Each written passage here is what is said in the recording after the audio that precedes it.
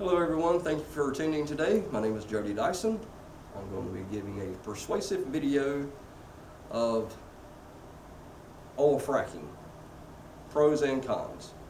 And I did some research, went to www.dsmogblog. They talk about the gas oil industry.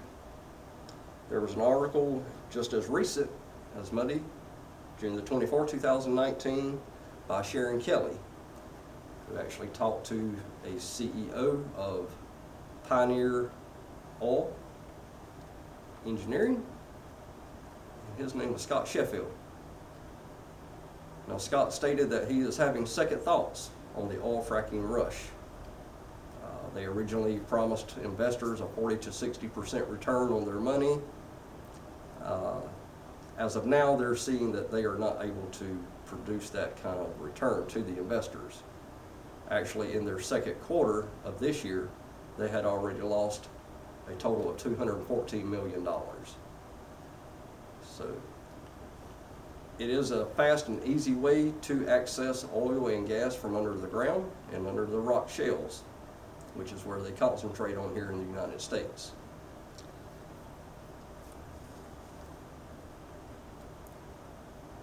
Now, one thing he also stated is Pioneer spent $549 million more than it earned from selling its fossil fuels.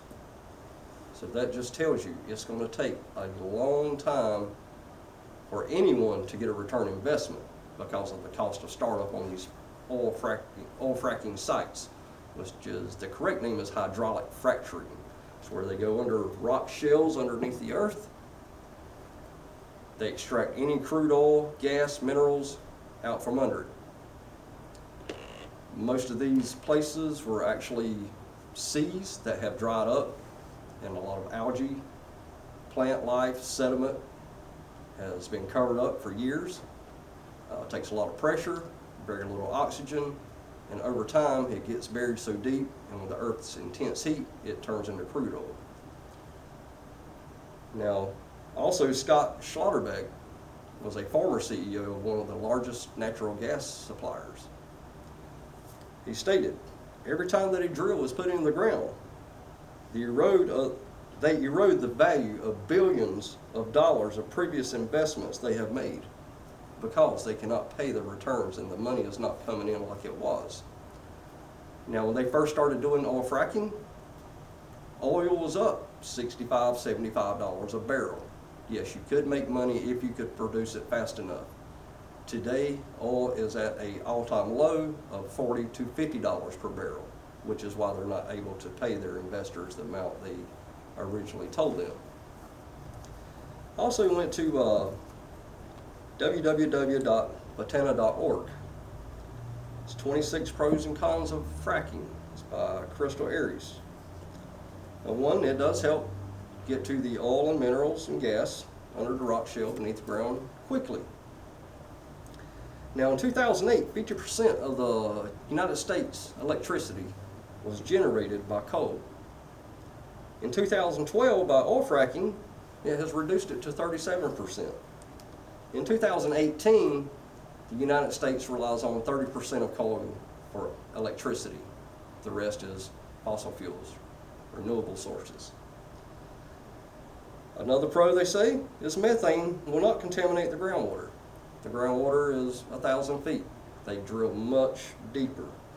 And fracking uses 99% natural water, sand, 1% chemical, but they will not tell what the chemical is because it's a so-called trade secret. So if another company finds out what chemicals they're using, they could start using the same thing and lose, or their businesses would suffer. Now, fracking, some households do get property taxes reduced by oil fracking. It helps generate economy, the jobs, motels, and restaurants. But what I look at is my future, and this is what we're looking at. The fracking processes do leak methane. They also lower prices for more consumption. So we will be running out of oil a lot sooner. Research says by 2050. Fracking can be done on your property without your consent. And the biggest thing is the increasing number of earthquakes. From 1967 to 2000, there was 21 earthquakes per year. In 2011, it went to 188. 2015, more than 1,000. So, and these were directly and indirectly related to fracking. Thank you.